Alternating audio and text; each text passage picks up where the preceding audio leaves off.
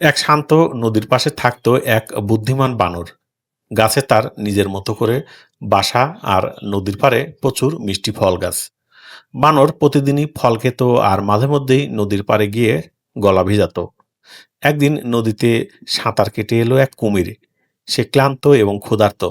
বানর সদয়ভাবে বলল, ভাই কুমির, তুমি এত ক্লান্ত কেন? এসো, আমার গাছের ফল খাও। কুমির ফল খেয়ে বলল, তুমি তো খুবই ভালো বন্ধু, আমি প্রতিদিনই আসবো তোমার সঙ্গে দেখা করতে।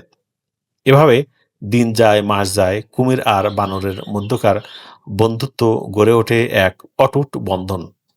কিন্তু একদিন কুমিরের স্ত্রী বলল, তোমার বন্ধুর গল্প শুনতে শুনতে আমারও খুবই কৌতূহল হচ্ছে।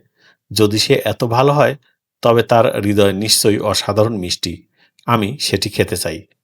কুমির ভয় পেল, কিন্তু স্ত্রীকে খুশি করতে বানরের কাছে গিয়ে বলল, বন্ধু, তুমি তো কখনোই আমার বাড়িতে আসোনি। এসো, আজ তোমাকে আমার স্ত্রীর সঙ্গে দেখা করাই। বানর খুশি হয়ে রাজি হয়ে গেল। কিন্তু যখন কুমির মাঝ নদীতে পৌঁছালো, তখন সে ধীরে ধীরে বলল, বন্ধু, আসলে আমি তোমাকে নিয়ে যাচ্ছি কারণ আমার স্ত্রী তোমার হৃদয় খেতে চায়। কারণ তুমি এত ভালো, নিশ্চয়ই তোমার হৃদয়ও খুব মিষ্টি। বানর কিছুক্ষণ চুপ করে থাকলেন। তারপর মৃদু হেসে বললেন, বন্ধু, তুমি আমায় আগে বলনি কেন এ কথা? আমি তো আমার হৃদয় গাছেই রেখে এসেছি, চাইলে ফিরে গিয়ে সেটা এনে দেই। কুমির অবাক হয়ে বলল, তাই নাকি? ঠিক আছে, ফিরে চলো।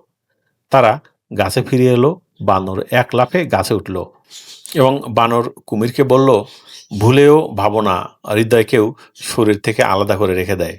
তুমি আমার বন্ধুত্বে বিশ্বাসঘাতকতা করলে। এবার যাও, আর কখনোই ফিরে এসো না। কুমির লজ্জিত হয়ে ফিরে গেল। আর বানর জানল, সব বন্ধুকে বিশ্বাস করা যায় না। কেউ কেউ বন্ধুত্বের আড়ালে লোভ লুকিয়ে রাখে। দর্শক, এই গল্প থেকে আমরা যে শিক্ষাটি লাভ করতে পারলাম, সেটি হচ্ছে প্রকৃত বন্ধুত্ব ত্যাগের হয়, লোভের নয়।